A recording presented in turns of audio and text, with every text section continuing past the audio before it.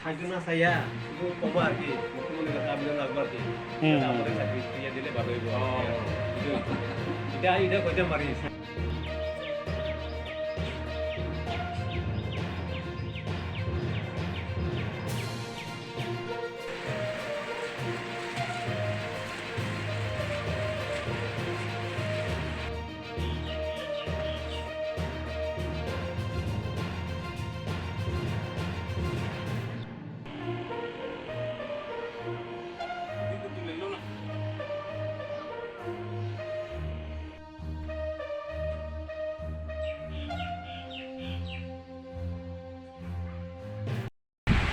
দাদা আপনার নামটা?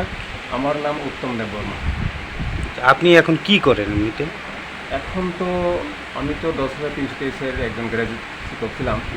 ওই চাকরি চলে যাওয়ার পর একটা ছোট্ট দোকান আছিল আমার, সেই দোকান দিয়ে আমার সংসার প্রতিপালিত হচ্ছে।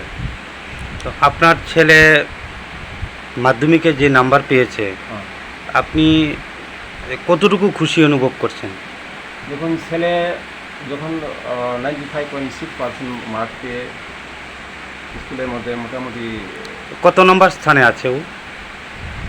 মানে কোনো টেন টপও হইতে পারেনি, মানে এসটির মধ্যে মোটামুটি টপে বলা যায়, টপার বলা যায়। আচ্ছা, প্রথম স্থানে টিমের মধ্যে এই আর কি। আজ পর্যন্ত কেউ আপনার ছেলের সাথে এসে দেখা করেছে এরকম কেউ? না, এখনো পর্যন্ত মানে এমন কোনো মিনিস্টার বা এমএলএ কোনো দেখা করি নাই। তা শুধু ওই লোকাল পঞ্চায়েত থেকে একটা কি মেসেজে দেখা করেছেন আমাদের সাথে এই আর কি। আপনি আপনার ছেলেকে মানে ভবিষ্যতে কি বানাতে চান?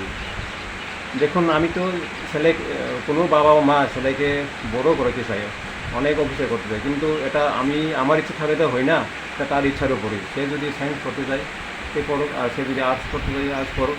আর যদি সায়েন্স করতে যায় তাহলে তো আমার একটু মানে টাকা পয়সা ব্যবহার করার তো একটু প্রবলেম হতে পারে।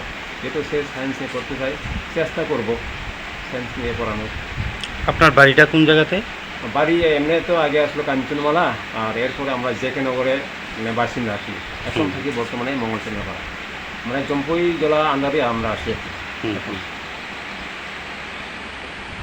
তোমার নাম কি? Thank you for coming for interview. আমার নাম সালকা দেববর্মা। তোমার বাবার নাম? আমার বাবার নাম উত্তম দেববর্মা। তুমি এই বছর মাধ্যমিক পরীক্ষা দিয়েছো, মোট নাম্বার কত পেয়েছো? 478।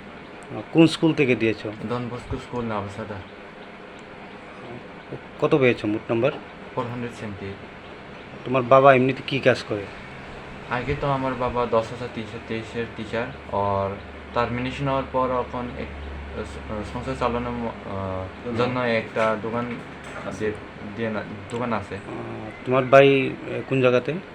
আগে তো আমার বাড়ি পুরানো বাড়ি হলো কাঞ্চনমালা, আর আমরা এখন থাকি মঙ্গলচন্দ্রপাড়া। তুমি ভবিষ্যতে তুমি লেখাপড়া করার পর কি হইতে চাও? লোকদের সেবা করতে চাই, আর আমি তখন সায়েন্স স্ট্রিমে পড়তে চাই, আর ফিউচারেও আমি এন্ট্রেন্স দিতে চাই। সরকারের কাছে তুমি কি চাও?